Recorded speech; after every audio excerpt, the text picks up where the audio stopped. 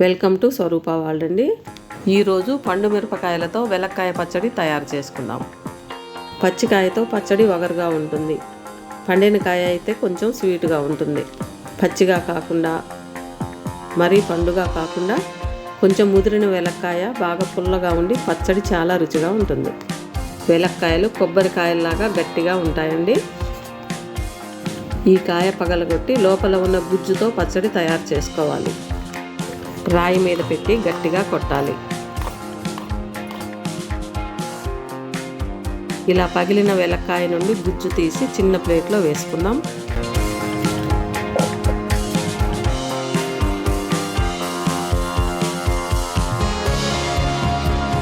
తర్వాత ఈ గుజ్జును చిన్న ముక్కలుగా కట్ చేసి రెడీగా పెట్టుకోవాలి.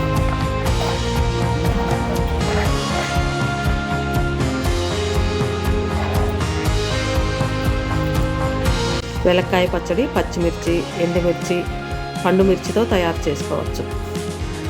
మనం పండు మిర్చితో రోటి పచ్చడి తయారు చేసుకుందాం. పండు మిరపకాయలు శుభ్రంగా కడిగి ముక్కలుగా కట్ చేసి రోట్లో వేసుకుందాం.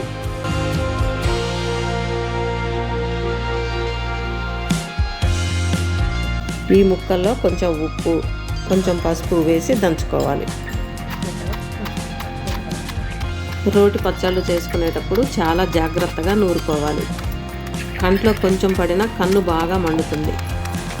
ఒకవేళ కంట్లో కారం పడితే చిన్న బౌలులో కానీ గ్లాసులో కానీ నిండుగా నీళ్లు పోసి కారం పడిన కన్ను నీళ్లలో పెట్టి కన్ను మూస్తూ తెరుస్తూ 3-4 సార్లు నీళ్లలో కనురెప్పలు ఆడించాలి. కంట్లో పడ్డ కారం నీళ్లలోకి పోయి కంట్లో మంట వెంటనే పూర్తిగా తగ్గిపోతుంది.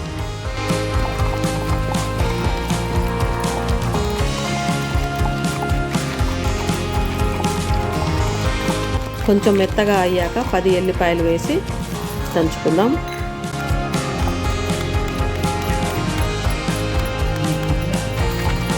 ఇలా ఎల్లిపాయలు మెత్తగా దంచిన తర్వాత ఈ కారంలో వెలక్కాయ ముక్కలు వేసి మరీ మెత్తగా కాకుండా నూరాలి.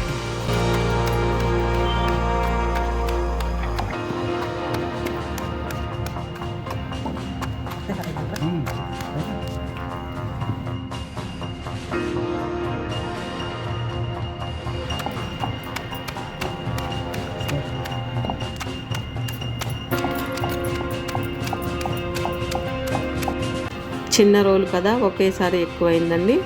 2 సార్లుగా నూరుకుందాం.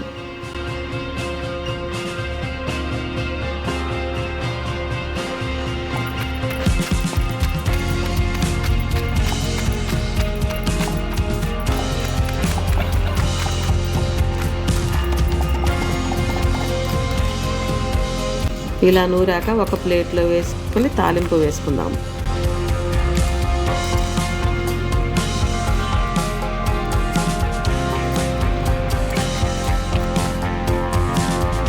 అన్ని పచ్చళ్ళ లాగానే ఎల్లిపాయలు, ఇంగువ, కరివేపాకు వేసి తాలింపు వేసుకోవాలి. తర్వాత ఈ తాలింపులో వెలక్కాయ పచ్చడంతా వేసి బాగా కలపాలి.